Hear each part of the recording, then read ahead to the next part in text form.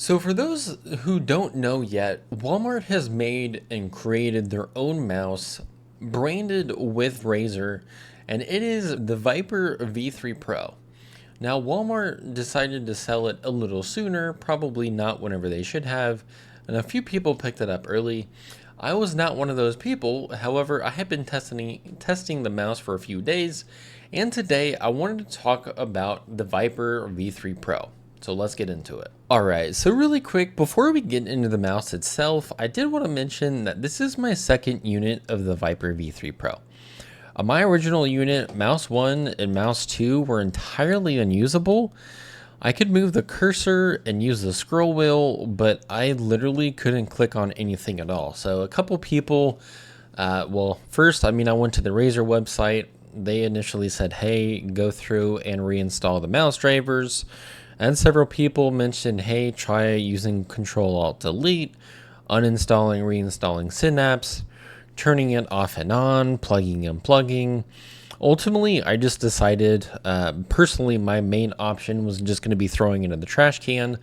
But literally nothing I tried or any of the advice that people gave me on X worked at all. Thankfully, I ordered the original on Amazon. So I asked for a replacement, and shout out to Amazon Prime, I got it like 2 days later. But then I got this one, and the same exact thing happened. But after hitting Control-Alt-Delete, that got everything working, and I haven't had any issues with the unit since then. Outside of the mouse not working on my original unit day one, I can personally tell that the clicks, the side buttons, and the scroll wheel all felt incredible, and that leads us to talking about mouse numero dos. When it comes to the weight, there's not going to be a huge difference between the black or the white version. Expected weight for both comes in at 55 gram area. It's supposed to be 54 for the black version and 55 for the white version. And that leads us to talking about the mouse. And when we talk about the build quality on this, there's no flexing, there's no movement on the mouse buttons at all. Like, I'm literally trying to pull this back and there's hardly anything. Like, I have like the tiniest little bit that moves if I try and pull it in or push it out. Like, there's hardly any issues on my copy in terms of build quality whatsoever. Like, the quality of this mouse, generally there's like a little bit of a flex, a little bit of movement on the side buttons, maybe a little bit of movement on the mouse buttons. There's literally nothing on this mouse. The quality on this mouse is honestly pretty impressive. And speaking of impressive, the smooth touch finish coating on this mouse is one of the best I've ever used, hands down.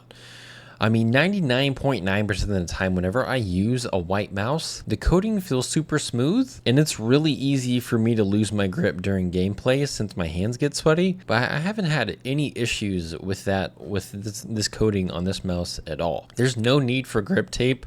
Even though they do include some in the box, the coating is super smooth, yet incredibly grippy.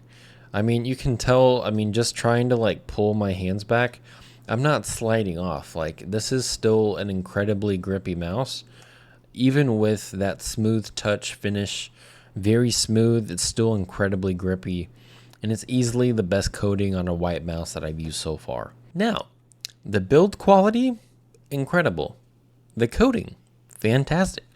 Most of the updates to this mouse make sense, with the exception of the shape. Now, I say that, but work with me here. So at least from what I've been able to pull from the Razer website, the shape change was building off of the updated Viper V3 Hyperspeed design with a few more changes from pro players. But at the same time, I find the shift really interesting to me. So everyone knows for the last few years, there's been a battle between Logitech and Razer, the GPX and the Viper. And it's almost like Razer sat in a boardroom and said, hey, guys, our sales aren't what they could be. We know that Logitech has had one of the best-selling mice of all time with the GPX. So let's take the Viper, let's make it safer, let's add a big hump in the back, make it closer to the GPX, to see if we get more sales instead of keeping the flatter Viper shape that we've continuously and consistently used in the past. Personally, from the outside looking in, it seems like the change was a lack of confidence in the shape of the product sales, but maybe I'm wrong. I mean, whether that was the reason or not, the shape is definitely closer to the GPX, providing a bigger hump in the back and provides a safer shape for those who are looking to try it out.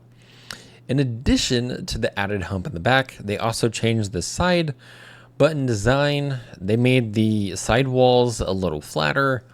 They updated the ring finger ledge to prevent finger pinching whenever you have your fingers, your pinky and your ring finger, and again to make it more comfortable and have more grip styles being used.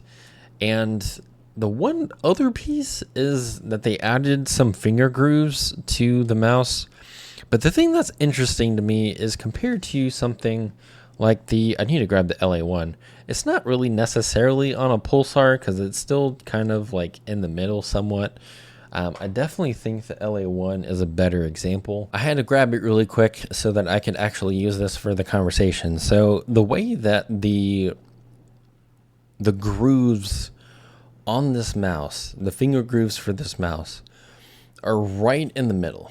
So whenever you're holding onto the mouse, the finger groove is right in the middle of where you would hold it. So like this is literally exactly where the finger grooves are, straight down the line. The difference with this is they have it to where it kind of like curves. So instead of being straight down the middle, it's essentially kind of like here, or it's kind of like a little off to the side. So it's not like this where, I mean, your hands are straight down. This has it to where it's curved. And I mean, for me, it's still going to be, I mean, I could still use it.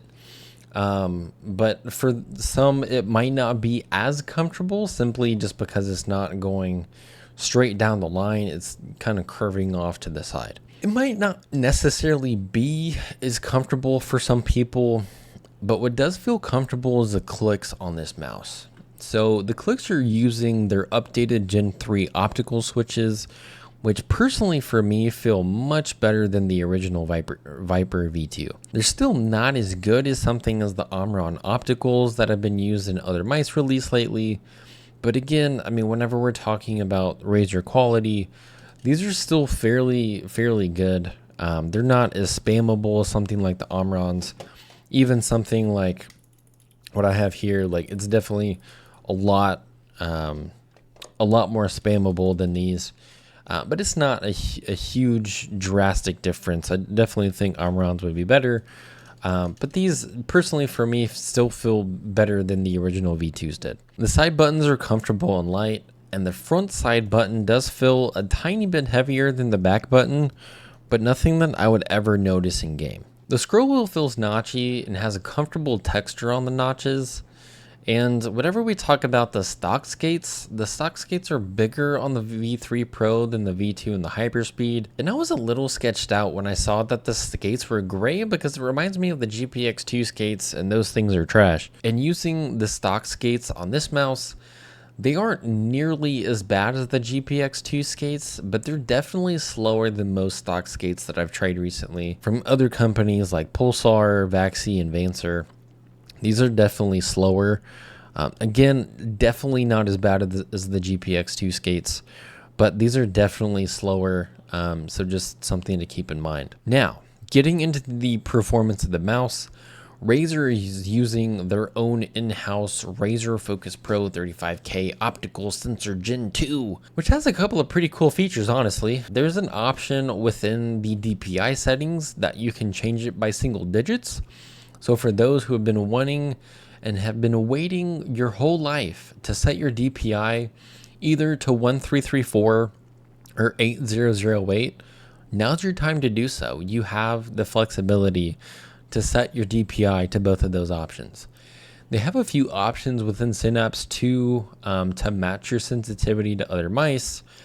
They have a pretty cool thing too that I didn't really recognize, but they have a smart tracking lift off distance where you don't have to set it to low, medium, or high. I specifically mentioned that because next up is going to be the Vancer mice. And that's one of the things that I had to do whenever I was using this pad here. I had to make sure that my liftoff distance was low so that I could use this pad. Don't have to do that on the Razer. It automatically does it for me. If I wanted to, I could still go in and make those adjustments myself. But again, it's doing it for me, so I don't have to.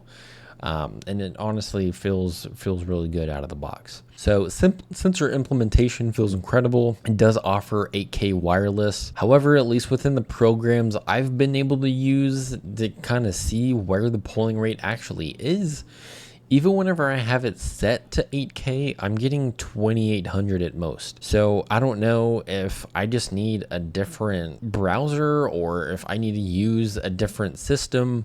But everything that I've tested so far, whenever I'm putting it at 8K, at most I'm only getting 2800. I'm not even getting to 4K whenever I have it set to 8K. So one of the things I did want to mention, whenever it comes to the battery, I mean, we're talking about the sensor, so obviously the battery life can go up to 95 hours depending on the polling rate you use.